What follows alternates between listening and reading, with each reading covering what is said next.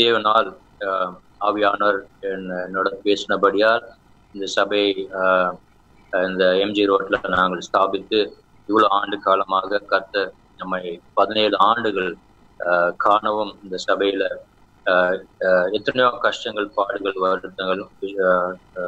ஜென்ரலாகவே பார்த்தோம்னா ஒரு ஸ்கூல்ல, ஒரு காலேஜ்ல நம்ம அட்மிஷன் ஆகி போகும்பொழுது, இல்லை ஒரு பிஸ்னஸ் ஸ்டார்ட் பண்ணாலும் சரி, இல்லை ஒரு கம்பெனில நம்ம புதுசா வேலை செஞ்சாலும் சரி, நிறைய கிரிட்டிசிசம், சர்காஸ்டிக் கமெண்ட்ஸ் இதெல்லாமே நிறைய இருக்கும்.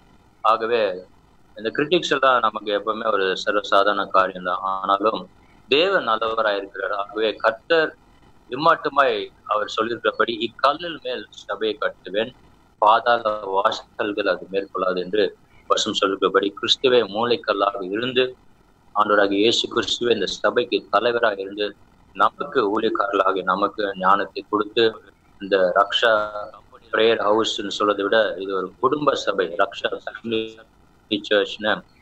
நம்ம பார்க்க வேண்டும். ஏனென்றால் ஒரு குடும்பமாக சபையாராக சேர்ந்து ஒரு மனதோடு கர்த்தர் நல்ல ஒரு ஐக்கியத்தை நம்ம சபையில கொடுத்துருக்க, நல்ல விசுவாசிகளை கொடுத்து ஜெபம் செய்யக்கூடிய விசுவாசிகள், ஊழியம் செய்யக்கூடிய விசுவாசிகள், நன்றாக பிரசங்கம் பண்ணக்கூடிய ஊழியக்காரர்களை கர்த்தர் நம்ம சபைக்கு கொடுத்திருக்கிறார். மற்றவர்களை தாங்கக்கூடிய அநேக தாளந்துகள், God has given us many gifts and talents. நம்ம சபை மற்ற சபைகளுக்கு ஒரு சேனல் பிளஸ்ஸிங்கா இருக்க கர்த்தர் இம்மட்டுமாக கர்த்தர் கிருபையை வழிநடத்தி வந்த தேவனுக்கு எல்லா துதிகள் மட்டுமே இந்த காலவேளை நாம் செலுத்த கடமைப்பட்டிருக்கிறோம். மற்றும் இல்லாமல் ஒரு 8 சபைகளை இந்த 17 ஆண்டுகளை ஸ்தாபிக்கவும் கர்த்தர் கிருபை செய்திருக்கார்.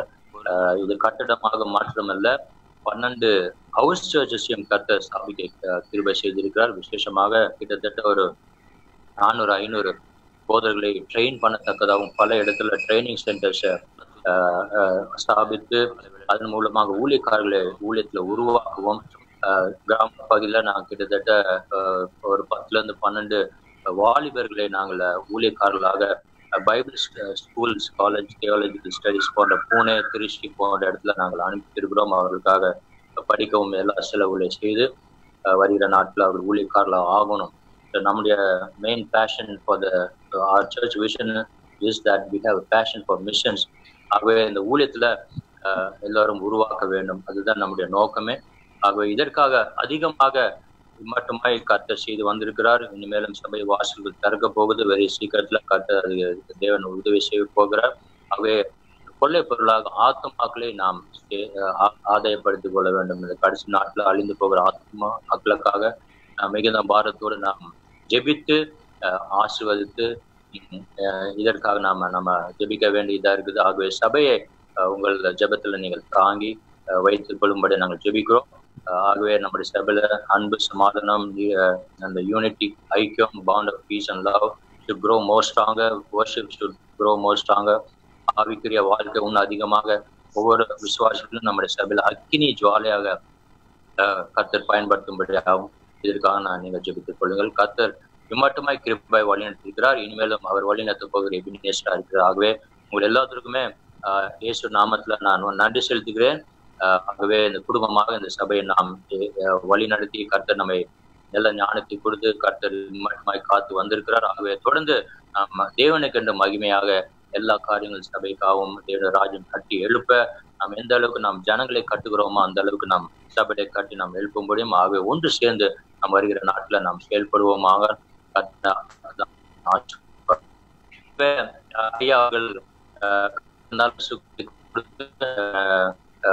வயிற்று வலி இருந்தாலும் கூட தேவன் நல்ல சுகத்தை கொடுத்து, தேவன் நல்ல ஆரோக்கியத்தை கொடுத்து இந்த வேலையில நம்ம மத்தியில தேவன் செய்தி கொடுக்க அமைத்திருக்கிறார். ஆகவே கர்த்தருக்கு எல்லாம் நன்றி செலுத்துமாக. இப்பொழுது ஐயா சாது செல்லப்பா ஐயா அவர்கள் வந்து நம்ம மத்தியில தேவனுடைய செய்தியை கொடுப்பார்கள். வணக்கம். வணக்கம். கிறிஸ்தியர்களை ஆசீர்வதிப்பாராக. ரட்சா சபையினுடைய 17ஆம் ஆண்டு விழாவை கொண்டாடுவதற்காக கூடியிருக்கிறோம். நமக்கு அமைக்கப்பட்ட அந்த பொதுவான கட்டிடத்தில் நாம் சேர முடியாதபடி கொரோனா வியாதி நம்மை தடுத்து வைத்திருக்கிறது. ஆனாலும் அங்கங்கே இந்த செய்தியை நீங்கள் கேட்டுக்கொண்டிருக்கிறதற்காக கர்த்தரை ஸ்தோத்திரிக்கிறேன். 17 ஆண்டுகளுக்கு முன்பதாக என்னுடைய மகன் பின்னி மார்ட்டின் எப்படி இருந்தார் என்ற நிலைமையை சற்று யோசித்து பார்க்கிறேன். அவர் நாங்கள் கோயம்புத்தூர்லேருந்து சென்னைக்கு வந்து அவரை காலேஜில் சேர்த்தோம். அந்த நாட்களிலே அவர் எங்களுக்கு தெரியாமல் போதை மருந்து அடிக்கிற அந்த ஸ்டூடெண்ட்ஸோட சேர்ந்து கொண்டு இவருக்கு போதைக்கு அடிமையாகிவிட்டார். கிடைக்கிற காசெல்லாம் போதை மருந்துக்கு செலவிட்டு கொண்டு சாப்பிடாமல் கொஞ்சம் கோபத்தோடு எப்போதும் இருப்பார். அதனுடைய மருந்தினுடைய வேகம் அப்படி செய்ய வைக்கிறது. நானும் தாயாரும் உபவாசம் பண்ணி ஜெபித்தோம். அந்த உபவாச நாட்களை பார்த்து அவராக ஒரு நாள் வந்து ஏன் என்று கேட்டார். அப்பொழுது உனக்காகத்தான் என்று சொல்லி கர்த்தருடைய சமூகத்தில் அவருக்காக ஜெபித்தோம். தேவன் மிகவும் கிருபையார் அவரை ரட்சித்தார். தீய வழிகளெல்லாம் கர்த்தர் வர ஆண்டவர் உதவி செய்தார். அவருடைய போதை மருந்து அடிக்கிறவர்கள் அநேக மக்கள் போதையினாலே இறந்து விட்டார். அந்த மரண பயம் அவரை பிடித்துக் கொண்ட போது கர்த்தர் ரட்சிப்புக்குள் வழி நடத்தினார். அப்பொழுது ஒரு சின்ன வேலை வாங்கி கொடுத்தேன் ஒரு கம்பெனியில. கொஞ்ச நாள் வேலை செய்தார். ஒரு ஆள் வந்து சொன்னார், அப்பா நான் இந்த வேலையில செய்ய பிரியப்படவில்லை, உங்களை கூட நான் ஊழியம் செய்யணும், நான் ரட்சித்தாரே என்று சொன்னார். அப்பொழுது நான் சொன்னேன், நீ ஊழியம் செய்யறது நல்லது தம்பி, ஆனா என்ன சார்ந்து கொண்டு என் நிழலிலே ஊழியம் செய்யலாம் என்று எதிர்பார்க்காது. அநேகர் தங்கள் வாரிசுகளாக தங்கள் மக்களை கொண்டு வருகிறார்கள். நான் உன்னை அப்படி வாரிசாக வைக்க முடியாது. நீயாகவே ஊழியம் செய்து நீயாகவே கர்த்தருக்குள் நீயாகவே ஒரு ஊழியம் ஸ்தாபித்துக் கொள் என்று சொன்னார். தன்னுடைய சாட்சி தெருக்களில் நின்று பகிர்ந்து கொள்வார். தெரு சந்து முறைகளிலெல்லாம் நின்று ஒரு கிட்டாரை வாசித்து பாட்டு பாடி சாட்சி கொடுப்பார். அப்பொழுது அவரை கொண்ட இந்த போதை மருந்து கடுமையான சில வாலிபர்கள் அவருடைய சாட்சியை கேட்டு மனம் திரும்பி கர்த்தருக்குள் வந்தார். பிற்பாடு அவர்கள் இரவு நேரங்களிலே இந்த சினிமா முடித்து வருகிறவர்களுடைய நேரங்களிலே தெருக்களின் ஓரத்துல ஃப்ரீ காஃபி ஹவுஸ் என்று ஒன்று ஆரம்பித்தார். இலவசமாக காஃபி பிஸ்கட் எல்லாம் கொடுப்பாங்க. அதை போர்டு எல்லாம் வச்சிருப்பாங்க. அப்ப சிலர் வந்து ஏங்க இலவசமா கொடுக்குறீங்கன்னு கேட்டா அதை வச்சு அவங்க சாட்சி சொல்லுவாங்க. நான் இலவசமா ரட்சிக்கப்பட்டேன், அதனால நீங்களும் அப்படி வரணும்னு விரும்புறேன்னு சொல்லி கொஞ்சம் ஒரு சின்ன சாட்சி தான் கொடுப்பாங்க. அதன் மூலமா அவருடைய ஊழியம் ஆரம்பித்தது. பிறகு மொட்டை மாடியில எங்களுடைய குடும்பத்து மொட்டை மாடியில அவர்கள் எல்லாம் அழைத்து ஒரு கூட்டம் நடத்த ஆரம்பித்தார். கடைசியில் அதுல சில விசுவாசிகள் ஒரு சபையை ஆரம்பிக்க வேண்டும் என்று விருப்பம் தெரிவித்தபடியினால் சபை ஏற்படுத்துவதற்கு அவர் தூண்டப்பட்டார். ஒரு நாள் ஒரு பிரார்த்தனை கூட்டத்தில் அமர்ந்திருக்கும் போது அன்றைக்கு நான் பிரசங்கம் செய்ய எழுந்த போது அநேக மக்கள் முன்னுக்கு வந்து பரிசுத்தத்தினாலே நிரப்பப்பட்டார். அப்பொழுது நான் யோசித்தேன், இவ்வளவு பேரை கர்த்தர் ஆவியால் நிரப்புகிறாரே, என் மகன் ரட்சிக்கப்பட்டிருக்கிறாரே, அவருக்கு அந்த ஆவியின் அபிஷேகம் கிடைக்காதா என்று போய் அவருடைய தலையிலே நான் கை வைத்தேன். ஒரு கையிலே கிட்டார் பிடித்துக் கொண்டு உட்கார்ந்திருந்தார். தலையிலே நான் கை வைத்த போது அவர் ஆவியினுடைய நிறைவை பெற்றார். 3 நாட்கள் ஒரு உஷ்ணத்தினாலே அந்த சரீரம் முழுவதும் ஒரு மிகப்பெரிய உஷ்ணத்தினாலே நிறைந்ததை பிற்பாடு சாட்சியாக சொன்னார். அப்படி தேவன் வல்லமையாய் 3 நாட்கள் அந்த அக்னி அபிஷேகத்தோடு அவரை வைத்து அவரை நடத்துனதுனாலே விச நகர்ல இப்பொழுது பழம்புதிர் காய்கறி கடை இருக்கிற ஒரு ஹோட்டலா இருந்தது. அதன் மாடியில இடம் பிடித்தோம். சரி, சபைக்கு என்ன பெயர் வைப்பது போது அவர் ரட்சிக்கப்பட்டது தான் ஒரு பெரிய அற்புதம். அதனால ரட்சா சபை, ரட்சிப்பு என்றால் சால்வேஷன் சபை என்ற பெயர் இருக்கட்டும் என்று ரட்சா சபை என்று பெயர் வைத்து முதலாவது ரட்சா சென்டர் என்று போட்டோம். ரட்சா சென்டர் என்று போட்ட முதல் வாரத்துல நாங்கள் போறதுக்கு முன்னாலே அங்க ஏராளமான வாலிப பிராமண பெண்களும் வாலிப பிராமண பையங்களும் உட்கார்ந்துருந்தாங்க. அவங்க இந்த சென்டர்னு பார்த்தோம்னா இது யோகா சென்டர் போல, தியான சென்டர் போல என்று வந்து விட்டார்கள். நாங்கள் இயேசு குறித்து சொன்ன போது நடுவிலேயே பாதி பேர் எழுந்து போய்விட்டார்கள். அதுக்கப்புறம் அவர்கள் யாரும் வரவில்லை. ஆனாலும் தொடர்ந்து நடத்தினோம். கர்த்தர் கொஞ்சம் கொஞ்சமாக அந்த சபையை விருத்தி செய்தார். பிறகு அந்த சபையை அவர்கள் காலி செய்ய சொன்னதுனால இடம் பார்த்தோம். கர்த்தருடைய கிருபையினாலே பிரதர் சாம் அவர்களும் அவருடைய குடும்பத்தினரும் உதவி செய்து இப்பொழுது நாம் இருக்கிற அந்த இடத்தை நாங்கள் விலைக்குவார்கள். இப்படியாக கர்த்தர் ஒரு சபையை அங்கே ஆரம்பித்தார். அதிகமான மக்கள் வந்தார்கள். சிலர் தங்கள் சொந்த காரணங்களுக்காக விலகினார்கள். சில கர்த்தருடைய வசனங்கள் ஏற்றுக்கொள்ள முடியாத நிலையிலே அவர்கள் தங்கள் காதுகளுக்கு இச்சையான பிரசங்கம் நடக்கிற இடத்துக்கு போய்விட்டார்.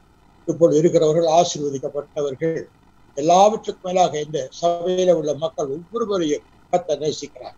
இப்படியாக இந்த ரட்சா சபை கடந்த 17 ஆண்டுகளாக நடைபெற்று வருகிறது. கர்த்தர் அதிசயமாக தேவைகள் எல்லாவற்றையும் சந்தித்து ஒரு கஷ்டம் இல்லாதபடி சபையை நடத்தி கொண்டு வருகிறார். போராட்டங்கள் இருந்தன, அவை எல்லாவற்றையும் நடத்துவது சொல்லும் போது நீ பொறுமையாயிரு, அமைதலாயிரு, கர்த்தருக்கு ஒன்று ஒப்பு கொடு, வழிபடுத்துற ஒன்றை என்று தான் சொல்வேன், வேற ஒன்று அவருக்கு சொல்ல மாட்டேன். அப்படி அவர் கர்த்தருடைய சமூகத்திலே தன்னை ஒப்பு கொடுத்தபடியினாலே இந்த சபையை இன்னும் நடத்தத்தக்கதாக தேவன் கிருபை செய்திருக்கிறார். சபை என்பது ஒரு ஆலயம்.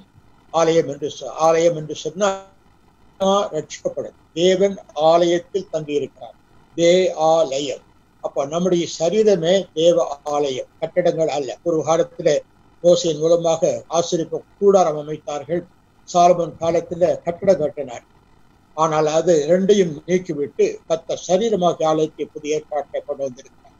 நீங்கள் இந்த சபை கட்டிடம் ஆரம்பிப்பதற்கு காரணமாக இருந்தது, ஆதி யாத்திரை ஆகமத்திலே மோசையை அழைத்து அவர் எகிப்திலே இருந்த தன்னுடைய அடிமை இஸ்ரவேல் ஜனங்களை மீட்டுக் கொண்டு வந்த போது, நான் ஜனங்களுக்குள்ளே இருக்க விரும்புகிறேன், அதனாலே எனக்கு ஒரு கூடாரத்தை, ஒரு ஸ்தலத்தை உண்டாக்கு என்று மோசைக்கு சொன்னார்.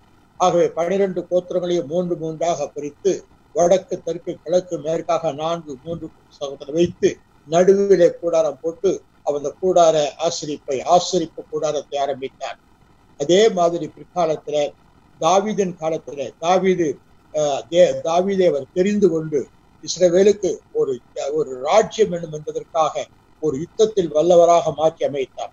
சிறு வயது முதலே யுத்த வீரனாய் இருந்து சிங்கத்தை, கரடியை எல்லாம் கொன்று கடைசியில கோலியாத்தை கொன்று ஒரு பெரிய மேன்மையான ஸ்தலத்துக்கு கர்த்தர் உயர்த்தினார். ஒரு யுத்த வீரனா இருந்தபடியினால் அநேக ராஜ்யங்களை ஜெயித்தார். ஜெயித்த பிற்பாடு அவனுக்குள்ள சாத்தான் ஒரு வினோதமான ஆசையை தோன்றினான். நீங்கள் 1 நாளாகமத்தின் புத்தகம் 21ஆம் அதிகாரம் முதல் வசனத்தை பார்த்தீங்கன்னால், சாத்தான் இஸ்ரவேலுக்கு விரோதமாய் எழும்பி இஸ்ரவேலை தொகையிடுவதற்காக தாவீதை ஏவி விட்டது. சில சமயத்திலே கர்த்தருடைய பிள்ளைகளை சாத்தான் ஏவி விடுவார். அந்த ஏவுதலுக்கு நீங்கள் இது கர்த்தருடைய சத்தம், இது கர்த்தருடைய வழி என்று நினைக்க கூடாது. சாத்தானுடைய ஏவுதலுக்கும் தேவ ஆவியானுடைய ஏவுதலுக்கும் வித்தியாசத்தை நீங்கள் கண்டுபிடிக்க வேண்டும். சில பேருக்கு பெரிய ராஜாவாகி விட்டோம் என்ற கர்வத்திலே அவன் அதை செய்தான். சாத்தானுடைய பேச்சு கேட்பட்டு இஸ்ரவேல் ஜனங்களை தொகையிடுமாறு சொன்னார். அவருடைய சேனாதிபதியாகிய யோவாப் என்று சொன்னா, இப்படி ஏங்க செய்யறீங்க, இஸ்ரவேல் குற்றம் உண்டாவதற்கு இப்படி நடக்க வேண்டியது என்ன என்றெல்லாம் ஆலோசனை சொன்னான். தாவீதை கேட்கவில்லை. அதே போல அவர்கள் தொகையிட்டு வந்து கொடுத்த போது வேதம் சொல்லுகிறது 7ஆம் வசனம், இந்த காரியம் தேவனுடைய பார்வைக்கு ஆகாதபடியினால் அவர் இஸ்ரவேலை வாதித்தார் என்று வாசிக்கிறோம். எப்படி வாதித்தார்? தன்னுடைய தூதனை அனுப்பினார். உருவின பட்டயத்தோடு தூதன் தாவீதுக்காக வந்தார். அவர் சொன்னார், உனக்கு தண்டனை கொடுக்கப்படுகிறது, உனக்கு 3 வருஷத்து பஞ்சம் வேணுமா, அல்லது எதிரிகள் எல்லாம் முறியடிக்கப்பட்டு சங்காரம் பண்ணுகிறத விரும்புகிறாயா, அல்லது 3 நாள் கொள்ளை நோயினால உங்க ஜனங்க வாதிக்கப்படுவதற்கு விரும்புகிறாயா என்று 3 காரியங்களை முன்னிட்டு வைத்தார். இந்த 3 காரியத்தில 3 வருஷம் பஞ்சத்துல இருந்தா அது கஷ்டம், ஆனா கொள்ளை நோய் வந்தாலும் கஷ்டம். அதனால் அவர் கேட்டார், தான் விரோதிகளுக்கு முன் முதுகு காட்டி ஓட விரும்பாமல் நான் மனுஷர் கையில் விழாமல் இருப்பேனாக என்று வேண்டிக் கொண்டார். அதனாலே வேதம் சொல்லுகிறது, ஆகையால் 14ஆம் வசனம், கர்த்தர் இஸ்ரவேல் மேல் கொள்ளை நோயை வரப்பண்ணினார். கொள்ளை நோயை வரப்பண்ணினதுனாலே தாவீது மிகவும் அழுது கர்த்தருடைய சமூகத்துக்கு போய் விண்ணப்பிக்கிறார். நான் என்ன செய்வேன்? தப்பு செய்தது நான் அல்லவா ஆண்டவரே, நான் தானே தப்பு செய்திருக்கிறேன். இந்த ஆடுகள் என்ன செய்தது? தயவு செய்து என்னையும் என் பிதாவின் குடும்பத்தையும் நீங்க வாதிங்க, ஜனங்களை விட்டு விடுங்க என்று கெஞ்சினார். அப்பொழுது தூதனிடத்துல சொல்லி காத் எனும் தீர்க்கதரிசியை போய் சொல்லுமாறு கர்த்தர் பணித்தார். அந்த காத் என்ற தூதன் நேராக வந்து இவரிடத்தில் அதை சொன்னார். அப்பொழுது தாவீது ஓர்னானின் களத்தை நோக்கி நீ செல் என்று கர்த்தர் சொன்னார். ஆகவே தாவீது அப்படி ஓர்னானுக்கு திரும்பி பார்த்தார். அப்படி போகும்போது ஓர்னானோ கூட இருந்தவர்கள் எல்லாம் பயந்து ஒழித்து கொண்டார்கள். ஓர்னானோ தாவீதை உற்று பார்த்து அவன் ராஜா என கண்டு தாவீதிடத்துல வந்து, ஐயா தாவீது ராஜாவே, இந்த களத்தை கவனிக்கிறீங்க. அப்ப தாவீது ராஜா இந்த களம் நல்லா இருக்கு, இதுல பலிபீடம் கட்டி நான் தேவனை ஆராதிக்க வேண்டும், அதனால இந்த நிலத்தை எனக்கு கொடு, அப்படி வாதை அதனால நிறுத்தப்படும் என்று கேட்கிறார்.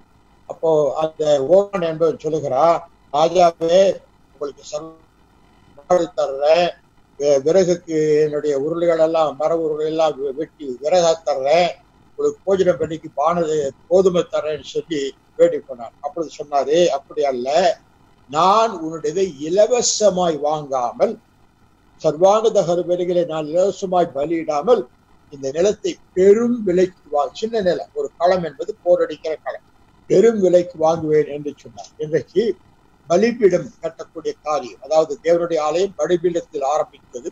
அந்த பலிபீடத்தில் தான் நாம் இன்றைக்கு நம்முடைய வாழ்க்கையும் பலிபீடத்தை கர்த்தருக்கு செலுத்துகிறோம். அப்போ தேவனுக்கு பலிபீடம் கட்டக்கூடிய பொறுப்பை அவர் எடுத்துக்கொள்கிறார். அப்போ அந்த பலிபீடத்தை அவன் பெரும் விலைக்கு வாங்க. கொஞ்சம் யோசித்து பாருங்க, இன்றைக்கு நமக்கு பலிபீட கட்டடம் இல்லை, நமக்கு பழைய ஆசரிப்பு கூடாரம் இல்லை, சாலமோன் கட்டின ஆலயம் இல்லை. ஏன் சாலமோன் ஆலயம் கட்ட வச்சார்னா, தாவீது அநேக மக்களுடைய ரத்தத்தை சிந்தினபடியினாலே அவன் விரும்பி கேட்டதை அதை கொடுக்கவில்லை. உன் மகன் சாலமோன் இதை கட்டுவான். சாலமோன்னா என்ன அர்த்தம்? அமைதி உள்ளவன், அமெரிக்கை உள்ளவன், சமாதானம் உள்ளவன், அமர்ந்திருக்கிறவன், இப்படிப்பட்ட குணங்கள் அவனுக்குள் இருக்கிறதுனாலே அவனுக்கு சாலமோன் என்று பெயர் வைத்ததாக 1 நாளாகமம் 22ஆம் அதிகாரம் 9ஆம் வசனம் கூறுகிறது. ஆகவே இப்படிப்பட்டவனை நான் தெரிந்து கொண்டேன், அவன் உன்னை போல துரு படபடப்பா இருக்க மாட்டான், அவன் எனக்கு ஆலயத்தை கட்டுவான்னு சொல்லிட்டான். ஆனால் தாவீது தன் மகனாகிய சாலமோன் சிறுவனா இருந்தபடினாலே ஆலயம் கட்டக்கூடிய எல்லாவற்றையும் அவன் சேர்த்து வைத்தான். கர்த்தருடைய ஆலயத்துக்கு கட்ட வேண்டிய சகல பொருள்களையும் அவர் சேர்த்து வைத்தபடினாலே சாலமோன் அந்த ஆலயத்தை கட்டி முடித்து பிரதிஷ்டை பண்ணும் பொழுது ஒரு வார்த்தை சொல்கிறார். 1 ராஜாக்கள் 27ஆம் வசனத்திலே, இதோ தேவ வானங்களும் வானாதி வானங்களும் அவரை கொள்ளாதே, நான் கட்டின ஆலயம் எம்மாத்திரம் என்று சொன்னான். கொஞ்சம் நினைச்சு பாருங்க, வானங்களும் வானாதி வானங்களும் கொள்ளாது. ஒரு தமிழ் சித்தர் சொன்னாரு, அண்டம் கொள்ளாது, அனைத்துலங்கும் தாங்காது, மண்டலங்கள் கொள்ளாது, வானமும் உன்னை கொள்ளாது, உன்னை போய் கண்ட உருவில் கலந்திருப்பா என்று சொன்னால் சுந்தரிக்கமான தோஷம் பராபரனே என்று ஒரு பாட்டு பாடினார்.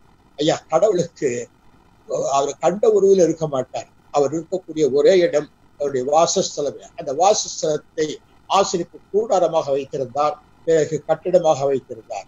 இந்த கட்டிடத்தையும் கடைசி நாட்களில் எடுக்கக்கூடிய என்று சொன்னால், ஏசாயா 66:1 தேவன் ஒரு கேள்வி கேட்கிறார். வானம் எனக்கு சிங்காசனம், பூமி எனக்கு பாதப்படி, நீங்கள் எனக்கு கட்டும் ஆலயம் எப்படிப்பட்டது, நான் இருக்கும் ஸ்தலம் எப்படிப்பட்டது என்று தன்னுடைய அளவை சொல்லுகிறார். ஒரு ஒரு கட்டடம் கட்டணும்னா அதுக்கு ஒரு அளவெல்லாம் இருக்குது. ஒரு பள்ளிக்கூடம் கட்டணும்னா அளவு இருக்குது, நிலம் வாங்கினா அதுக்கு அளவு இருக்குது. ஒரு சட்டை தைக்கணும்னா டெய்லர்கிட்ட போய் அளவு கொடுக்குறோம். எல்லாமே அவர் அளவு சொல்லிட்டாரு. நான் வானத்துல உட்காந்து பூமி மேல கால் வச்சிருக்கிறேன், எனக்கு நீ எப்படிப்பட்ட ஆலயம் கட்ட போறேன், அதைத்தான் வானாதி வானங்களும் போய் கொள்ளாதேன்னு சொன்னார். சரி, ஒரு ஆலயம் கட்டுறேன். ஆலயம் கட்டுகிற இடம் எப்படிப்பட்ட இடமா இருக்க வேண்டும்? தாவீது அந்த ஆலயத்தை கட்டுவதற்கு ஒரு நிலத்தை, ஒரு சின்ன நிலத்தை பெரிய விலைக்கு வாங்கினார். புதிய ஏற்பாட்டில் நம்முடைய சரீரத்தை ஆலயம் என்று தேவன் சொல்லுகிறார். நம்முடைய சரீரமே தேவனுடைய ஆலயமாக இருக்கிறது என்று சொன்னார். அப்ப இந்த சரீரம் ஆலயமாக வேண்டுமானால் இந்த சரீரத்தினுடைய விலை என்ன? நீங்க கெமிக்கல் படி, அதாவது ரசாயனப்படி, மனிதனுடைய உடம்புல நிறைய ரசாயன பொருட்கள் இருக்குது. அது பாஸ்பரஸ் இருக்குது, யூரியா இருக்குது, ஆல்கலைன் இருக்குது, குளோரின் இருக்குது, எவ்வளோ கெமிக்கல்ஸ் நம்முடைய சரீரத்துல இருக்குது. இந்த எல்லா கெமிக்கல்ஸையும் சேகரித்து அதை வித்தாக்க கிடைக்கிற காசு ₹6.40 தான். மனிதனுடைய மாமிசத்தினுடைய விலை ₹6.40. 1 கிலோ மட்டன் வாங்கினா இன்னைக்கு ₹400, ஒரு சிக்கன் வாங்கினா ₹200. மனித சரீரத்தை வித்தா எவ்வளையா கிடைக்கும்? ₹6.40 கூட கிடைக்கும். இந்த அற்பமான சரீரத்தை தேவன் தனது இந்த சரீரம் பெரிய விலைக்கு வாங்கப்பட வேண்டும். எப்படி ஒரு சின்ன நிலத்தை ஓர்னானின் கையில் பெரிய விலைக்கு தாவீது வாங்கினாரோ, அது போல இந்த அற்பமான மனுஷனுடைய சரீரத்தை ஆலயமாக்க ஆண்டவர் பெரிய விலை கொடுக்க வேண்டும். எப்படி அவர் விலை கொடுத்தார்?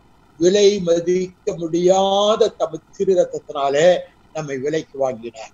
யோசித்து பாருங்க, பாரம்பரிய வழக்கப்படி பொன்னினாலும் வெள்ளினாலும் வாங்கப்படவில்லை, விலையேற பெற்றது ரத்தத்தினாலே நம்முடைய சரீரத்தை அவர் விலைக்கு வாங்கினார். அருமையானவர்களே, நீங்கள் விலைக்கு வாங்கப்பட்டால் நீங்கள் யார்?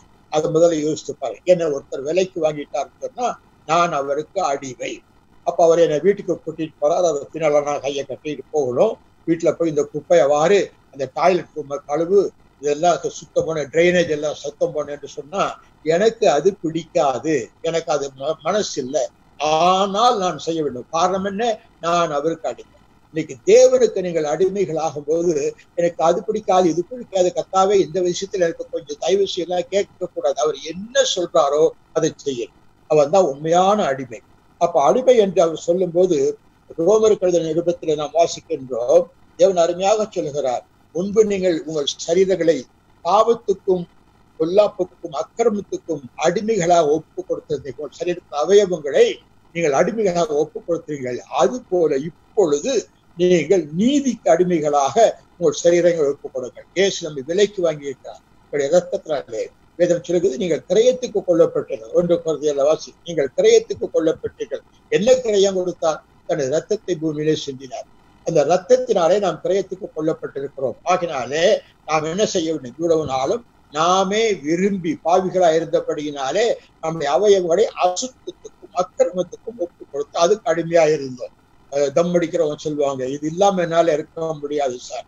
குடியார சொல்லுவா, பாருங்க கொரோனா டைம்ல இவ்வளவு நாள் குடிக்க முடியாம கடந்தவங்க எல்லாம் இன்னைக்கு திறந்து விட்ட உடனே இவ்வளவு கோடிக்கு சாராயம் வித்தது, இவ்வளவு கோடிக்கு மதுபானம் வித்தது சொல்றாங்களே. அப்ப என்ன எவ்வளவு அடிமையா இருக்கிறான் பாருங்க. அப்ப தேவன் நம்மை அடிமைத்தனத்துல அல்ல, அவருடைய நீதிக்கு அடிமையா இருக்க சொல்கிறார். ஆகவேதான் ஒரு பக்தர் பாடினார், நீதியின் ஆயுதமாம் அவயவங்கள் நேர்ந்து விட்டேன் உமக்கு, ஜோதி பரிசுத்தர் ஆலயமாக சொந்தமாய் தந்தேன் இந்த சரீரத்தை என்னை ஜீவபலியா ஏற்றுக்கொள்ளும் இயேசுவே என்று பாடினார். அருமையாக, இது எவ்வளவு அருமையான பாடம். கர்த்தருக்கு நம்முடைய அவயவங்களை நீதியின் ஆயுதங்களாக அடிமைப்படுத்திக் கொள்ள வேண்டும். ஆகவே இந்த இடத்தை தேவன் தாவீதுக்கு முன்குறித்து சொன்னார். நீ ஓர்னானின் கழுத்துக்கு போக சொல்லு என்று தீர்க்கதரிசி மூலமாக சொன்னார். அது தேவனால் குறிக்கப்பட்ட இடம், குறிக்கப்பட்ட இடம். அது போல நாமும் கூட தேவனால் முன் குறிக்கப்பட்டிருக்க வேண்டும். வேலை சொல்லுகிற நாங்கள் முன்குறிக்கப்பட்டிருக்கிறோமா என்பதை நீங்கள் யோசிக்க வேண்டும். ரோமர் 8ஆம் அதிகாரத்துல 29-30 ஆகிய வசனத்தை வாசித்தால் நீங்கள் முன்குறிக்கப்பட்டவர்கள் என்பதை வசனம் தெளிவாக சொல்கிறது. தேவன் நம்மை முன்குறித்தார். நான் என் தாயின் கற்பத்தினை உருவாவதற்கு முன்பதாகவே என்னை அவர் கண்கள் கண்டது. நான் ஒரு தூசியாயிருக்கும் போதே அவர் என்னை கண்டுபிடித்தார். தாவீதை நான் கண்டுபிடித்தேன் என்றுதான் கர்த்தர் சொல்கிறார். அதுபோல நாம் முன்குறிக்கப்பட்டவர்கள் ஆகினால்தான் இன்றைக்கு அவரை ஏற்றுக்கொண்டு அவர் தங்கும் ஆலயமாக நாங்கள் ஒப்புக் கொடுக்கிறோம். ஆக முதலாவது இடம் முன்குறிக்கப்பட்ட இடம். ஆக நாம் முன்குறிக்கப்பட்டிருக்கிறோமா என்பது. இரண்டாவது, அது பெரிய விலைக்கு வாங்கப்பட்ட இடம். ஆகினாலே நாம் கர்த்தராகிய இயேசு இரத்தத்தினால் விலைக்கு வாங்கப்பட்டு நீதிக்கு அடிமைகளா இருக்கத்தக்கதாக நம்மை ஒப்பு கொடுத்திருக்க வேண்டும்.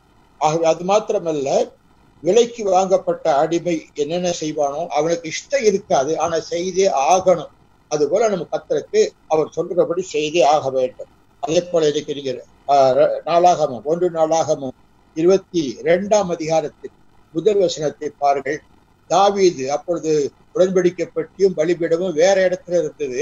22:1 தாவீது சொல்லுகிறார், தேவனாகிய கர்த்தருடைய ஆலயம் இருக்கும் ஸ்தலம் இதுவே, இஸ்ரவேல் பலியிடும் சர்வதகர பலியில் இருக்கும் ஸ்தலமும் இதுவே, இதுதாங்க ஆலயம் அப்படின்னு சொல்லிட்டார். அதனால்தான் புதிய ஏற்பாட்டு ஆசிரியர் கூடாரமோ கட்டடமோ இல்லாதபடிக்கு நீங்கள் தேவனுடைய ஆலயமா இருக்கிறீர்கள் என்றும் தேவனுடைய ஆவி உங்களை வாசமா இருக்கிறார் என்றும் அறியாது இருக்கிறீர்களா? ஒருவன் தேவனுடைய ஆலயத்தை கெடுத்தால் தேவன் அவனை கெடுப்பார். தேவனுடைய ஆலயம் பரிசுத்தமாக இருக்கிறது, நீங்களே அந்த ஆலயம் என்று சொல்றார். ஆகவே இந்த ஆலயத்தில் தான் இப்ப ஆராதனை, இந்த ஆலயத்தில் தான் பலி செலுத்தணும், இந்த ஆலயத்தில் ஏதாச்சும் இருக்க வேண்டும். ஆக இப்படிப்பட்ட இடம் கர்த்தருக்கு இடத்தை, அதாவது அவர் முன்குறித்து அதை கிரயத்துக்கு கொண்டு ஒரு புறம்போக்கு நேரத்தில் ஆலயம் கட்டலை. இன்னைக்கு பாருங்க, அநேக மக்கள் வீடு கட்டுறதுக்கு பட்டா நிலம் வாங்குறாங்க, அது உறுதியா இருக்கணும்னு சொல்லி. ஆனா தேவாலயம் ஒரு பிரேயர் ஹவுஸ் கட்டணும்னு சொன்னா ஏரிக்கிற ஓராங்க அங்க போய் இந்த கிராம முன்சிபல் கொடுத்து பணம் கொடுத்து ஒரு புறம்போக்கு நிலத்தை வாங்கி அதில் கட்டுறாங்க. கொஞ்ச நாள் கழிச்சு இந்த புறம்போக்கு நிலம் இதுல கட்டணும் இடிச்சு போட்டணும். அப்புறம் ஆலயத்தை அடிக்கிறாங்க அப்படின்னு சொல்லக்கூடாது. புறம்போக்கு நிலம் வாங்கணும், விலைக்கு வாங்கணும். போல கர்த்தர் பெரும் விலைக்கு வாங்கி இருக்கிறார். அது போல நீங்களும் அந்த நிலத்தை முன்குறிக்கப்பட்ட நிலம், உங்கள் சரீரத்தை முன்குறிக்கப்பட்ட நிலமாக, உங்கள் சரீரம் கிறிஸ்துவால் விலைக்கு வாங்கப்பட்ட சரீரமாக இருக்க ஒப்பு கொடுங்கள். அப்பொழுது கர்த்தர் இந்த சரீரத்திலே தங்கியிருப்பார், ஆலயவாசியா இருப்பார். இரண்டாவது, இந்த ஆலயம் கட்டுவதற்கு மோசேக்கு மாதிரி கொடுத்தார். நீங்கள் யாத்திராமத்தின் புத்தகத்தை வாசிப்பீர்களானால் 25ஆம் அதிகாரம் 8ஆம் வசனத்துல மாதிரி 2 தடவை சொல்றாரு. மாதிரி 8ஆம் 9ஆம் வசனத்துல 2 தடவை மாதிரின்னு போட்டிருக்கு. 40ஆம் வசனத்துல மலையிலே உனக்கு காண்பிக்கப்பட்ட மாதிரியின்படி செய்ய எச்சரிக்கையாயிரு அப்படின்னாரு. மலையில இந்த ஆலயம், இந்த ஆசிரியப்பு கூடாரம் எப்படி இருக்கின்ற மாதிரியை அவன் கண்களுக்கு காண்பித்து விளக்கம் கொடுத்தார். ஆலயம் மாத்திரமல்ல, ஆசிரியப்பு கூடாரம் மட்டுமல்ல, அதனுடைய பணிமுட்டுகள் கூட கர்த்தருடைய ஐடியா, மனிதனுடைய ஐடியாக வரவே இல்லை. அதை மாதிரின்னு சொன்னார். அதே போல இன்னும் பார்த்தா யாத்திராகம் 26ஆம் அதிகாரம் 30ஆம் வசனத்துல கூட மலையில உனக்கு காண்பிக்கப்பட்ட மாதிரி என்பதை எச்சரிக்கையாயிருந்தார். 27ஆம் அதிகாரம் 8ஆம் வசனத்துல பார்த்தா மலையில உனக்கு காண்பிக்கப்பட்ட மாதிரி என்பதை எத்தனை எச்சரிப்பு கொடுத்தார். 5 முறை எச்சரிப்பாயிரு எச்சரிப்பாயிரு எச்சரிப்பாயிரு என்று சொல்லியிருக்கிறார். ஏன்னா கர்த்தருடைய மாதிரியை நீங்கள் மாற்றக்கூடாது. கர்த்தர் நமது சரீரத்தை உண்டு பண்ணினார். இதனுடைய மாதிரியை நீங்க மாற்ற முடியாது. இது ஆலயம் என்று சொன்னால் ஒரு மாதிரியை நாம் பின்பற்ற வேண்டியது அவசியமா இருக்கிறது. அது மாத்திரமல்ல, யாத்திரையாகமம் 40ஆம் அதிகாரத்தை நீங்கள் பாருங்கள். அதுல 16, 19, 22, 24, 26, 28, 33 ஆகிய வசனங்களை படித்தால் கர்த்தர் தனக்கு கற்பித்தபடியே மோசே செய்தான். கர்த்தர் தனக்கு கற்பித்தபடியே மோசே. இன்றைக்கு கர்த்தர் இவ்வளவு கற்பித்திருக்கிறாரு, நம்ம அதை செய்யறோமா? நம்ம கேட்ட இவர் ஒரு மாதிரிங்க, அவங்க ஒரு மாதிரிங்கன்னு சொல்றோம். கர்த்தர் கொடுத்த மாதிரின்படியே மோசே. அதனாலதான் மோசே தேவனுடைய வீட்டில் எங்கும் உண்மையுள்ளவனாயிருந்தார் என்று சொல்லப்பட்டது. நீங்கள் மோசேக்கு பயப்படாமல் கர்த்தர் கேட்கிறார். அப்ப மோசே தேவனுடைய சாயலாக இந்த உலகத்திலே ஒரு பிரதான ஆசாரியனாக இயேசு இருக்கிறது போல மோசே நாட்களிலே இருந்தார். ஆகவே அவர் கர்த்தருடைய ஆலயத்திற்கு மனித யுக்தி, மனித புத்தி வரவேற்படும். அவர் சொன்னபடி எல்லாவற்றையும் செய்ய வேண்டும். கர்த்தர் மாதிரியை காண்பித்தார். அந்த 40ஆம் அதிகாரத்தின் யாத்திரை 40 படிச்சுன்னா கடைசியில பாத்தீங்கன்னா, கடைசியில அந்த மாதிரியில மோசே மாதிரியே அவர் சொன்னபடி சொல்லி இவ்விதமாக கட்டி முடித்தார். இவ்விதமாக வேலையை முடிச்சிருக்கிறோமா? இதுவரைக்கும் நம்ம சரீரத்தை தேவாலயமாக மாற்றி வேலையை முடிச்சிருக்கிறோமா? இல்லையே, ஆரம்பிக்கவே இல்லையே. அதனால சற்று யோசித்துப்பாங்க, தேவன் எங்கே வாசமா இருக்கவர்? நான் உங்களுக்குள்ளே உலாவி அப்படிங்கிறார். இப்ப உங்களுக்குள்ளே ஒரு ஜனக்கூட்டத்தை பார்த்து சொல்லவில்லை. சாதாரணமா நீங்க ஒருத்தர் பேசுறீங்க, மரியாதை பேசுறீங்க, வாங்க உங்க வீட்டுல சரியா இருக்காங்க, வாங்க உட்காருங்க நீங்க என்று சொல்றோம். இப்ப நீங்கள் என்று சொன்னா அதை உரிமையா ஒரு தனிப்பட்ட மனிதனை பார்த்து நீங்க உங்க அப்படின்னு சொன்னா மரியாதை சொல். அதுபோல கர்த்தர் நமக்கு சொல்றாரு, மரியாதை சொல்றாரு. உங்களுக்குள்ளே உலாவி என்றால் எனக்குள்ளே உலாவி, உங்களுக்குள்ளே உலாவி. ஏதோ ஒரு கட்டடத்துல அவர் இருக்க மாட்டார், உங்களுக்குள்ளதான் இருக்க விரும்புறார். அப்ப உங்களுக்குள்ளே உலாவி உங்கள் தேவனாயிருப்ப நீங்கள் என் பிள்ளைகளா இருப்பீர்கள் என்று சொல்கிறார். அப்ப கர்த்தர் காட்டிய ஆலயத்துக்கு மாதிரி காண்பித்தார். சாலமோனுக்கு அதே மாதிரியை பின்பற்றி செய்தார்.